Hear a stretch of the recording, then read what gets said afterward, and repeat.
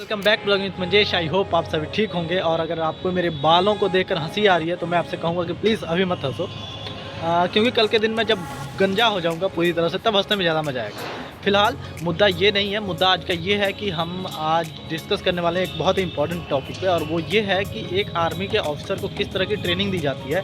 आप उस बारे में मतलब हम सुनते हैं अक्सर कि आर्मी के जवान कभी किस माइनस टेम्परेचर में रहें या बहुत ज़्यादा प्लस टेम्परेचर में रहें, किसी गर्मी में, जंगल में, धूप में, ठंडे मौसम में, बर्फ़ में या पहाड़ पे, या फिर उनके पास खाने के लिए कुछ ना हो, पीने के लिए कुछ ना हो, फिर भी जीवित रह सकते हैं, मतलब ज़िंदा रह लेते हैं। ऐसा कैसे होता है? तो इस चीज़ का एक नमूना हमें देखने को मिला प्रैक्टिकली हमारे घर में, तो उस चीज़ को मैं आपके साथ शेयर करूंगा। होता ये है कि शायद अगर आप बहुत पहले से मेरी वीडियो देखें तो आपको पता होगा, हम एक बार मिलते हैं बेगूसराय के रहने वाले एक संतोष जी से, जो पहले आर्मी में थे और रिटायर होकर अब वो पत्रकारिता करने लगे। और उनके पीछे वो कहानी थी कि वो कहीं FIR कराने गए और उनका FIR नहीं नोट किया गया, इसलिए वो कह रहे हैं कि मैं सारा पत्रकार बन जाऊँगा, अपनी आवाज़ खुद ही उठाऊँगा, तो इसलिए वो पत्रकार बन गए। तो एक दिन हमारा रहना हुआ उनके साथ, मतलब घर पे, हमारे अपने फ्लैट पे, जब यहाँ पे पटना में रह रहे थे। तो हमारे पास क्योंकि किचन में कुछ खाने की चीज़ें थी नहीं और ना इंडक्शन था, मतलब हाँ हल्का सा इंडक्शन लेकर आए थे हम। इंडक्शन लेकर आए थे, एक पतीला और एक वो क्या होता है, तसली, वो चीज़ें थी।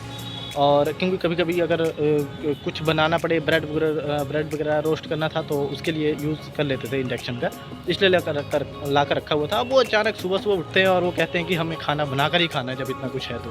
और हमारे लिए लगता था कि हमारे पास कोई सामान है नहीं खाना बनाने का, और वो कह रहे हैं इतना सब कुछ है तो काफ़ी है। सुबह सुबह वो गए, वो आटा चावल और वो सब लेकर आते हैं, और उसके बाद इंडक्शन जलाते हैं। इंडक्शन के बाद एक रोटी बनाने के लिए जो कंपलसरी चीज़ें होती हैं, जो चकला होता है, बेलना होता है, उसके बाद तवा होता है, ये सारी चीज़ें।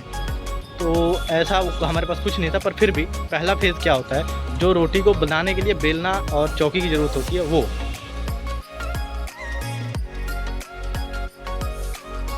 तो भाई चकला और बेलना ना होने के बाद पहले रोटी वो बेलते हैं। उसके बाद हमारे पास दूसरा ऑप्शन होता है कि हम तवे पर रोटी को सेकें। रोटी सेकने के लिए हमारे पास तवा नहीं है, अब वो भी देख लो।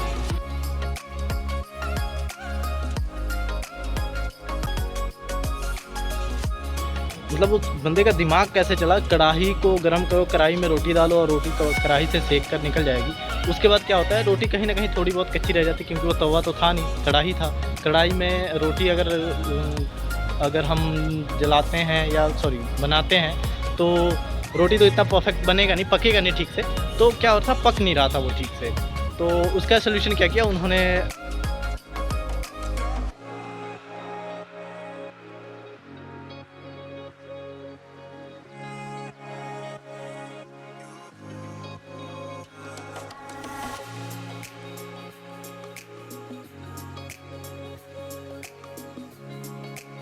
कढ़ाई हटाया। कढ़ाई हटाने के बाद जब हम चूल्हे पर रखते हैं ताकि रोटी फूले, तो उसने रोस्टर लगाया, मतलब रोस्ट करने के इरादे से रोटी उस पर रखा। हालांकि एक दो रोटियां थोड़ी थोड़ी जल जा रही थी, पर एटलीस्ट इस लायक तो रोटी हो गई कि हम खा सके।